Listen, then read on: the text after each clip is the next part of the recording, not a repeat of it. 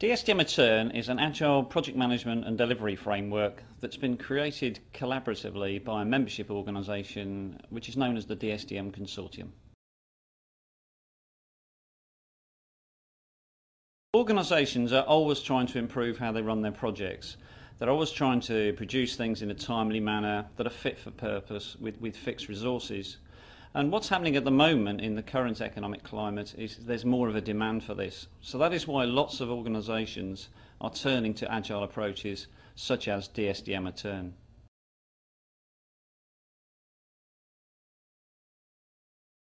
So introducing Ken, I mean last year we had Jeff here, Jeff Sutherland, who together with Ken invented in fact Scrum. So I think we have the two godfathers of Scrum here in Belgium. So I'm curious to see if we get the same story or variant on the story. Can we talk for a few minutes first? So the floor is yours. Thank you. Yeah.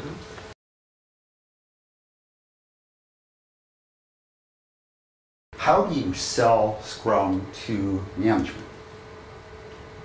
And why would management care about something with an ugly name like Scrum?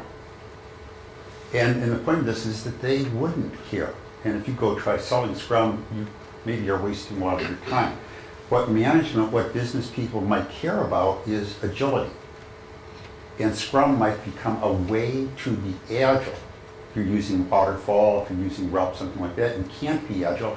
If you're using Scrum Extreme Programming, you could be agile. And of course, business might care about that. But that's a very different conversation.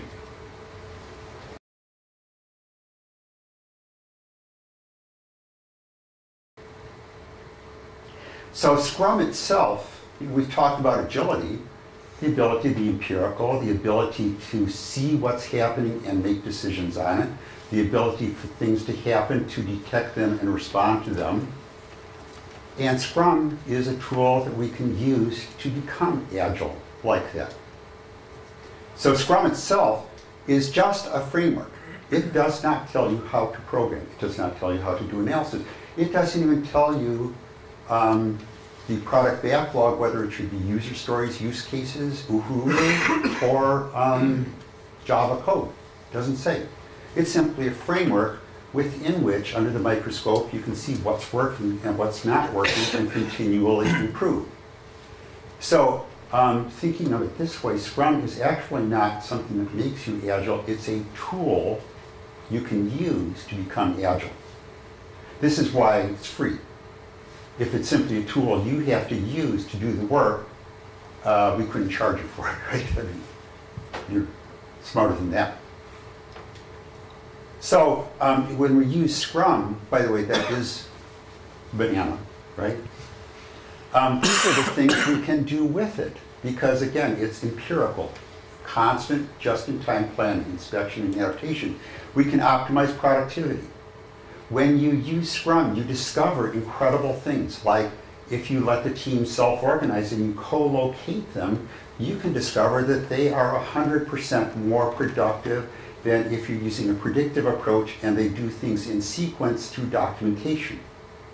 100% more productive. That's low-hanging fruit.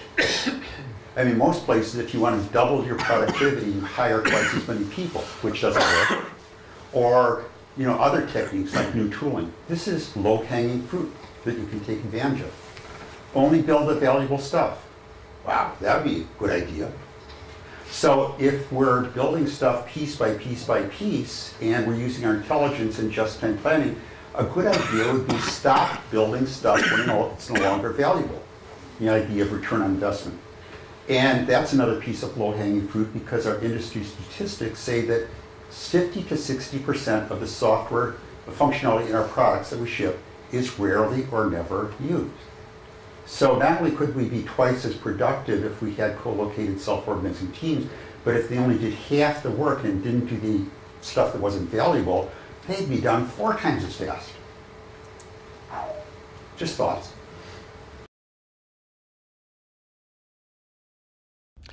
For further information, there is a white paper that you can download from www.bestmanagementpractice.com.